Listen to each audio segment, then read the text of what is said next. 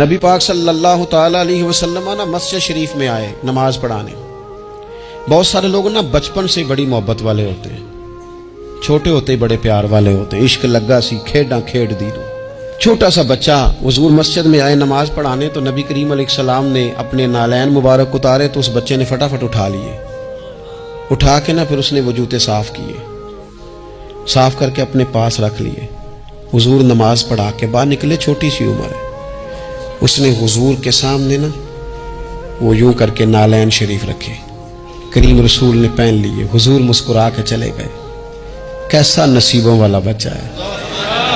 اگلی صبح پھر حضور نماز کے لیے آئے تو اس نے اسی طرح محبوب نے جوتے اتارے تو اس نے اٹھا لیے، پھر حضور کے جوتوں کو صاف کیا، پھر اپنے پاس سنبھال لیے.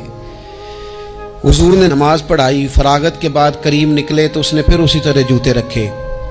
تیسرا دن ہوا، وہ یوں سامنے کھڑا ہے. حضور نے یوں مسکرا کے دیکھا، کریم نے دیکھا، محبوب نے جوتے اتارے، اس نے تھامے، صاف کیے، اپنے پاس رکھ لیے. حضور تکمیل نماز پر باہر نکلے، جوتے اس نے سامنے رکھے.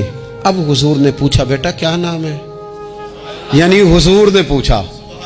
نبی کریم میں نے سنا ہے وہ بن سنور کر میری عیادت کو آ رہے ہیں. یہ دیکھو نا، نرخ بازار محبت کا انوکھا ہی ہو گیا. نرخ بازار محبت کا انوکھا ہی ہو گیا. خود خریداروں میں شامل آ کے مولا ہو گیا. یعنی حضور نے خود حال پوچھ لیا. نبی کریم نے حال پوچھا کیا نام ہے؟ اس نے کہا فلاں نام. باپ کا کیا نام ہے؟ حضور فلاں بن فلاں. کس قبیلے سے ہو؟ یا رسول اللہ فلانے قبیلے سے. فرمایا تمہیں کس نے کہا میرے جوتے اٹھاؤ، صاف کرو، پاس رکھو، جب نکلوں تو دو؟ عرض کرنے لگے حضور کسی نے بھی نہیں کہا، میرا دل کرتا ہے. یا رسول اللہ میرا دل کرتا ہے، مجھے کسی نے بھی نہیں کہا. محبوب کریم نے نا وہیں کھڑے کھڑے دوبارہ رخ پھیرا مسجد کی جانب، کعبے کی جانب منہ کر کے حضور فرمانے لگے اے اللہ یہ تجھے راضی کرنا چاہتا ہے، تو بھی اس سے راضی ہو جا.